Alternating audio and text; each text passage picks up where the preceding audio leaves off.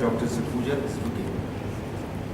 faculty members, and dear students. I'm indeed very happy to be here this evening because it gives me a wonderful opportunity to meet and interact with our young, budding future leaders of tomorrow.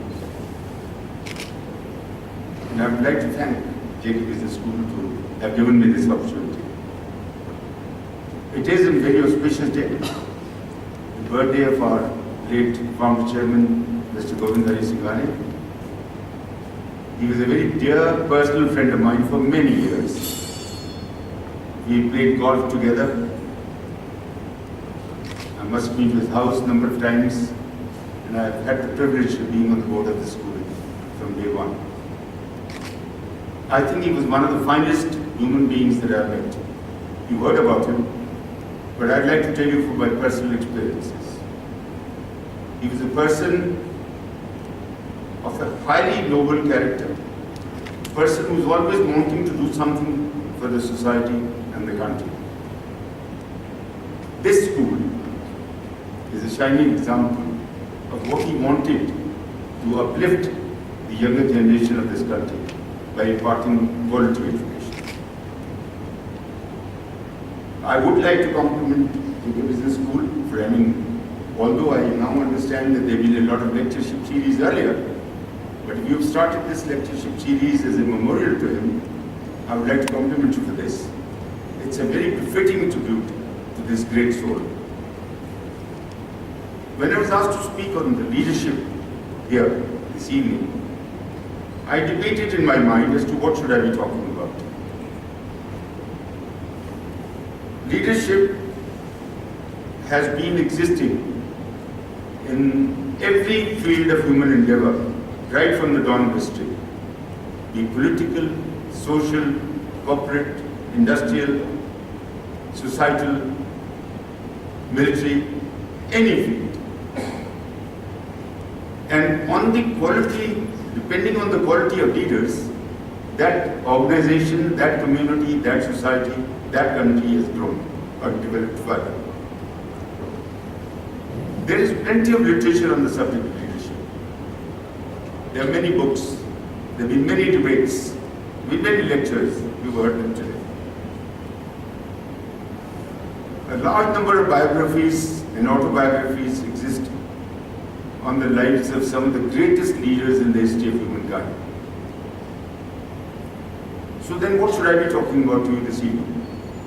And I address myself to my people that I adore and love, the younger generation. Because I'm convinced, my friends, ladies and gentlemen, that you are the future of this country. So I thought, I'm not going to talk big stories about the leaders who achieved a lot. I'm going to talk to you. I'm going to discuss with you how you can be a leader. So my theme for this evening is how to be a leader. And I'm stressing the word to be a leader. I firmly believe that leaders are not born, but they're made. There's a lot of debate. You hear outside, are leaders born or made? I firmly believe leaders are not born, but leaders are made. Of course, when we are born, we inherit a lot of qualities from our parents and the genes, which give us certain special attributes. But, as I mentioned to you, each one of us, each one of you, has a potential to be a leader in your own right, provided we develop some attributes, some qualities in ourselves. And therefore, I thought this evening I'll speak to you about those qualities and attributes that you, my friends, should develop within yourselves to become leaders and successful leaders. But before I go into discussing these qualities, these attributes, I would just like to say something which I heard in one of my trips to China. The Chinese elders bless their younger people with a blessing which says in English, if translated, may you live in exciting times. May you live in exciting times. And my friends, I believe and I feel we, and particularly you younger generation, are blessed today because we are living through very exciting times. These are times of great change, times of huge technological advances, of a seamless and a borderless world, of a world where anything happening thousands of miles away impacts our lifestyle and our thinking, right down the society to the lowest and the most backward members of our community and society. The cell phone has changed the working styles altogether. This exciting environment, exciting times that we are living in, has given us a lot of opportunities, but a lot of challenges too, which you'll be hearing, I'm sure, very often. And it is here that the task of leaders has become more complex, more demanding, and more exciting. And to me, it is this excitement, it is this challenge which gets the best out of you as leaders. It gives you a sense of fulfillment, because when you have a challenge and you can achieve something as a leader, that's when you feel, I have done it. But, as I mentioned, for that, you have to be prepared. You have to develop certain attributes and qualities which I mentioned earlier. But before I go to those qualities and attributes which I want to put across to you, I would like to say a few words about what is leadership. Because again, there are many high-flying definitions and statements which are made about leadership. It's my belief, and I'm going to put it in very simple words, because I would like to say that which is relevant to you at this stage. When you're preparing yourselves to be the leaders for tomorrow, whatever you might do in life, you may become a professional, you may become an entrepreneur, you're going to spend most of your life in some organization and with some people.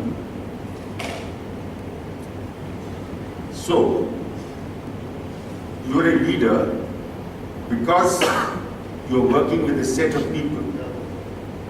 People who are there to achieve a set of objectives. A leader provides them with inspiration, motivation, and guidance to achieve those objectives. That is what leadership is all about. Leadership is about dealing with people. It is not so much about techniques and processes and methods. That's management, which I'll talk a little while later. Leadership is not about self. It's about aspirations, creating confidence, and earning trust of the people with whom you work. This trust and confidence, which your teammates or people with whom you're working will give you only if you are worthy of emulation. And you will be worthy of emulation only if you have those attributes, which I shall talk about shortly. A leader, small, big, whatever big leader he might become, has to earn the respect, has to earn the affection, the friendship, and above all, the trust of the team that he leads. Here, I would like to just clarify, what is then the difference between management and leadership? You're all here to become managers, entrepreneurs. So what is the difference? I would say a manager may not be necessarily a good leader, but a good leader has to be a good manager. What does a manager do? he says to himself, how can I accomplish something right? And what does a leader say? What is it that I can accomplish? A manager says or wants to do things right. A leader wants to find out what are the right things to be done. A manager, a good manager, will climb the ladder of success. But a good leader will see, is that ladder resting against the right wall? A manager, good manager, may continue to climb, but may ultimately find that the ladder was not resting against the right wall. Having said this about leadership and the difference with management, let us now say, what are these attributes that I've been talking about? Can I get a glass of water?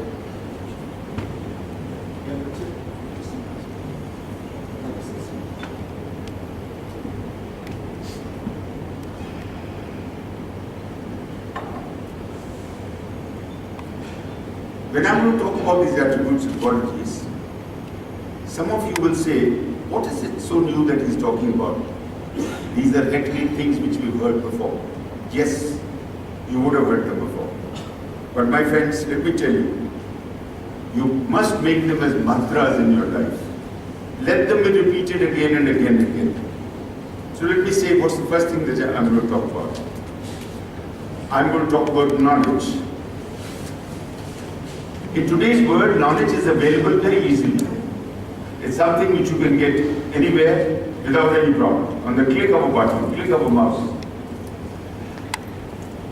But getting knowledge and being quite happy with that is not good enough.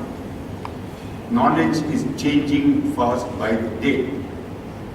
You have to keep yourself updated with knowledge. If you think that when you get your degree here and join a good job and hopefully get good salary or start a business, if you think you got your knowledge, believe me, you're going to be stagnating. There is no nirvana as far as knowledge is concerned. It is an ongoing, lifelong process of learning as far as knowledge is concerned. As you climb the ladder,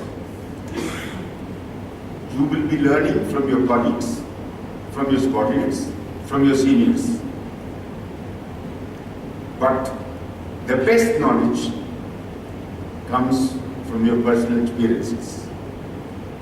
It is those experiences which become an extremely important, embedded part of your life as far as knowledge is concerned. Of course, that experience must be related to the field of work into which you are going to be in.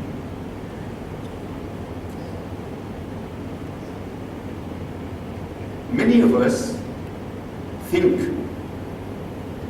that if I seek knowledge from my colleagues or from my juniors, it will be a matter of shame. Please, friends, don't ever feel ashamed of your ignorance as far as knowledge is concerned. I am telling you, I have a grandson, 19 years old. Many a time, I ask him many things about the technology, while I am an engineer myself, and I don't feel ashamed. And he teaches me, I learn.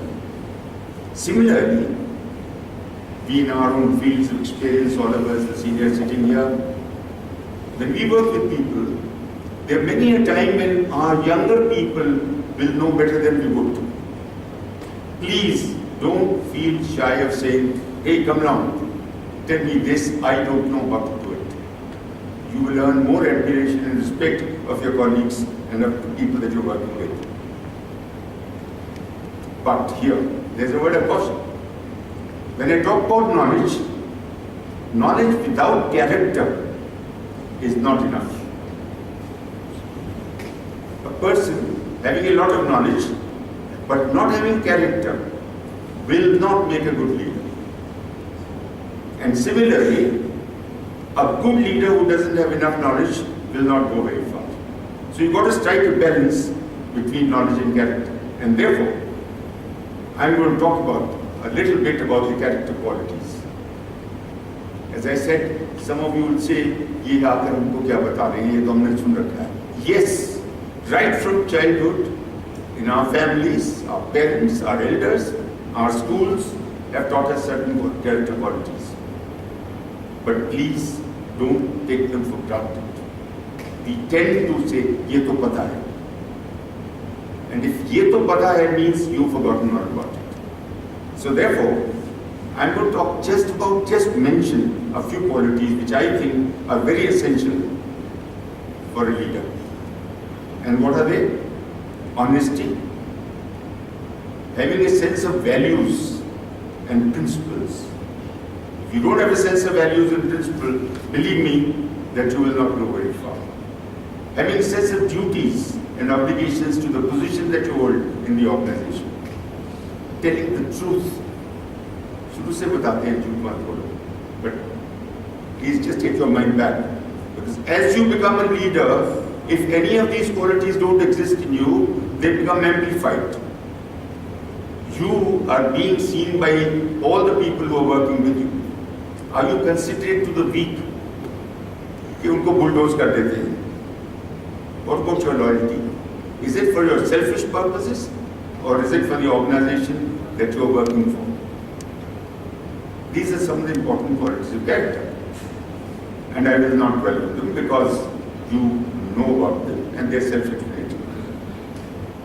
But I would like to talk about a few of the other qualities that also must go with the character as a leader.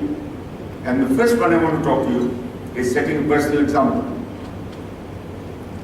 Best style of leadership is to lead by personal example. And being an army man, I've spent 40 years, 41 years in the army, 44 wars. We learn the best that you cannot get your men to go and give their lives if you're not leading by personal example. Setting personal example, we find in all fields of leadership, is the best way to influence people. And leadership is actually influencing people. But again, please remember that you cannot set a personal example if you don't have those qualities in you. You can find a fake leader from miles away. People are very clever who are working with you. They will know that they will smell a fake leader from miles away.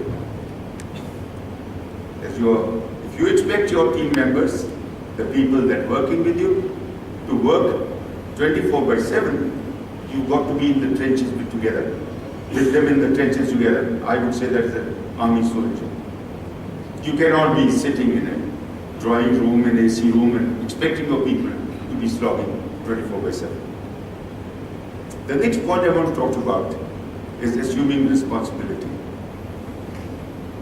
Whatever level that you make the leader, whatever low level or big level, you will always be required to take some decisions. That's one of the major things of a leader. Of course, as you go up the ladder of leadership, the importance of those decisions will go on increasing. One of the very important traits of a leader is to assume responsibility and be accountable for the actions and performance of every member of your team, and not just for yourself. Particularly if things go wrong. It is that when the test of leadership comes that you stand up and take responsibility for what has gone wrong. I've heard this personally from Dr. APJ Abdul Kalam, our past president of India. He told us this story, that he was the director of the project when the first missile was to be launched in India. And it was a very big thing. The D-Day came, the missile button was pressed, Prime Minister of India was there, all the VIPs were there, all the scientists were excited. The missile took off and within a few seconds it blasted. He was the most disheartened man, and he's a short man with all the hair and all. the chairman of the Space Research Organization, ISRO, walked up to the mic and said, "My friends, the missile may have exploded. The failure, I accept the entire responsibility. It is me who had conceived of this project. I am sorry we have failed, but every member of the team has slogged, and I'd like to congratulate them for what they did." 2 years later, the missile was launched again. Same chairman was there, same prime minister was there, and the missile succeeded. And the same chairman walked up to Abdul Kalam, hugged him, took him to the mic, and said, "He is the man, and that's the team which have achieved success." That, my friends, is leadership, when things go wrong. The next thing that I feel very strongly is communication skills. I was talking to Colonel Sakuja, I believe you did some communications, mass communications or something. Now, communication skills are extremely important in you becoming a leader and performing the task assigned to you and carrying your team with you.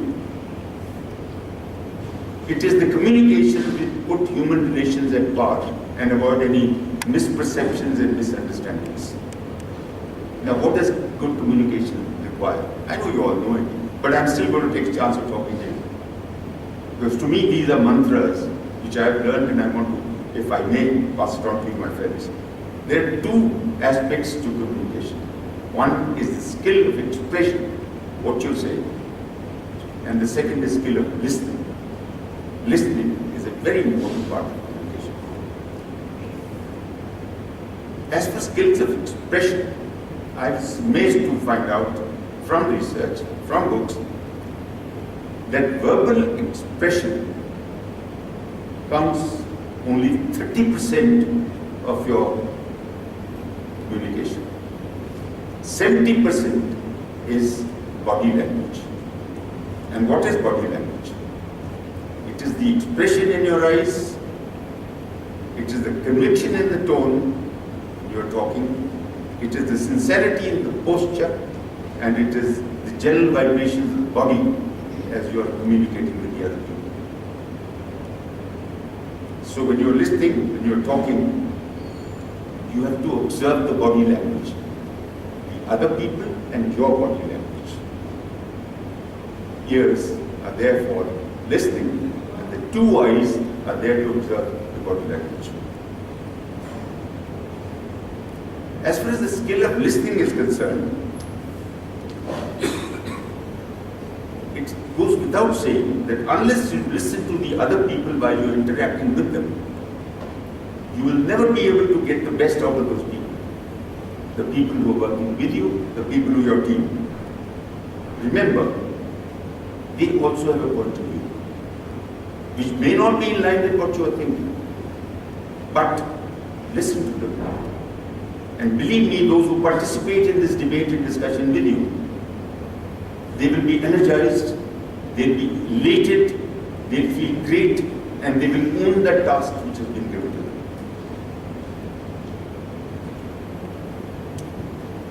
Defense Services Staff College in Wellington is where we train those officers who rise higher in the service. And outside the Commandant, Colonel Sakuja, if you remember, in golden words are written some words which I want to repeat, because they have become to me something extremely important in my life. He says, a wise old bird sat in an oak. Oak is a big tree. जैसे अपना बड़ का पेड़ होता है ना. A wise old bird sat in an oak. The more he saw, the less he spoke. The less he spoke, the more he heard. Why can't you be the wise old bird? You understand the value, and you know which is this bird that we talk about? Owl, ullu. हम उसको उल्लू बोलते हैं. But in these armed forces around the world, Owl is supposed to be one of the wisest birds.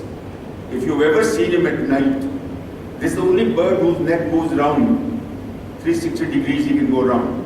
But he speaks very little. He hears and gets his prey by that. The next point I'd like to touch on is knowing your team members. It is important that you know their weaknesses, you know their strengths. In the army, we say, and we teach our officers, right from the younger days, know your men better than their mothers do, and care even more for them than mothers do. And this pays us dividends. I have sent young officers to death to go, as commanding brigade in Naushera, to go and eliminate a position, knowing very well that this young officer will be shot. And I told him so, and he said, "Sir, I will go." Because there is a trust which is created. There is a communication which you had with the man. The fellow has a faith in you. I'm not talking about my personal example. This is an example of all leaders. So therefore, it's extremely important that you get to know the people who are working with you. Many years ago, I was in Calcutta. Then I was a surveyor commander. And I had the good fortune of meeting Mother Teresa, who is now Saint Teresa. You know that? She's become a saint. And she's a small lady in that cotton sari, put on her head. I mean, you have to ask, where is Mother Teresa? She may be standing next to you. And you know, she started talking about something about leaders. And I still remember vividly 3 questions that she asked. She said, "Do you know your people? Do you appreciate their problems? Do you love them?" She said, "These things you can answer yes, you make a good leader." The next point, I think is important for a leader, is passion, energy and enthusiasm. It's amazing that this trait of enthusiasm, energy, it travels very fast down the peak. If you're downtrodden, downhearted, if you're slouching, if you're slumbering, believe me, it won't take them very long to become even more slouching than you are. You have to always show yourself to be passionate to win, enthusiastic to do what you're doing. Even when within you, there may be a storm brewing at that time. Your people who are with you have got to see that our leader means business. He will be able to achieve with us what is being given to us. Therefore, please, passion doesn't only come from having girlfriends and boyfriends. Passion comes a lot from what you're doing. I'd like to, and when things are not going well, this passion, this enthusiasm, this energy is very difficult to sustain. So there's one quality that you've got to develop, and that's a sense of humor.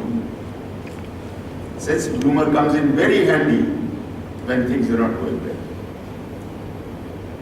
I was not going to talk about big things about big leaders, but I want to talk here today a little bit about one anecdote, which we as students of military history,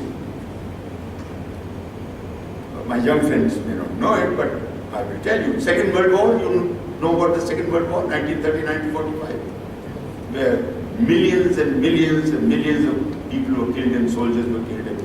Japan had captured China, Korea, Thailand, Burma, Philippines, and was knocking at the doorstep of India. Lakhs of Allied soldiers had been lost, killed, wounded, or captured. Things were pretty bad. The United Kingdom, or the British Raj, felt that India was going to fall. Field Marshal Slim, who was the theatre commander at that time of this entire theatre, he decided to go and meet his generals at the front. He landed in a small aircraft, and all these generals were downtrodden, defeated, morose, He looked at them. He knew that things were very, very bad and the history will probably be changed. So he said, look, fellows, cheer up. Cheer up. One of the generals, senior generals, said to him, he was a field marshal. He says, sir, we are defeated. We've lost lakhs of people. We've lost the entire Asia. What is there to cheer about? And you know what he said? He said it could have been raining. It could have been raining. And everybody just laughed. And the whole attitude changed. And then, of course, they discussed the rest. The rest is history. What happened in the Second World War, how Japan is beaten. What I'm trying to put across is, it is that time where the humor can bring out something which you need to rejuvenate. The next point I would like to talk about is self-interest. It is difficult, but you have to, as a leader, particularly as a young leader, make sure that self-interest should be the last purpose of what you're doing as a leader. Selfishness will totally diminish your potential and performance. You'll be found out very soon. A lot of us feel, ये कहने के लिए आसान है, मैंने देखा है so and so has done well. Yes, some people may do well in the short term, but let me tell you, they'll be found out very soon, and that will be the end of their progress as leaders. In the Indian Military Academy, I'm sorry, I've got to use my experience. I'm here to you because I have some experience, many years in the army. In the Indian Military Academy at Retd, where I spent 4 years training as a young boy of 15 and a half and came out as an officer at 19 and a half. And the academy trains officers of the future. There's a building, main hall called the Jaipur Hall. It's a beautiful hall. They keep a couple of thousand people to sit. In golden words on the podium, these are the words which are written. And we take oath on these words. And I want to read those words to you. The words say, the safety, honor and welfare of your country comes first, always and every time. The honor, welfare and comfort of the men you command come next. Your own ease, comfort and safety come last, always and every time. My friends, this is the ethos every officer of the Indian Army carries for his life. It is this credo which has led to a lot of people, lot of leaders of the army to achieve the greatest heights, to make the biggest sacrifices, and to keep the nation's flag flying. So, please remember, selfishness will not take you far. It is for others. And when you do things for others, let me tell you, others will do it for you. Your superiors will see through you. Your subordinates will see through you. I now come to, these were the qualities that I talked about when you're dealing with people. I now come to a couple of other points. I'd like to talk about courage. क्या नई बात है, courage तो हम सब जानते हैं. Yes, but courage has two types: physical courage and moral courage.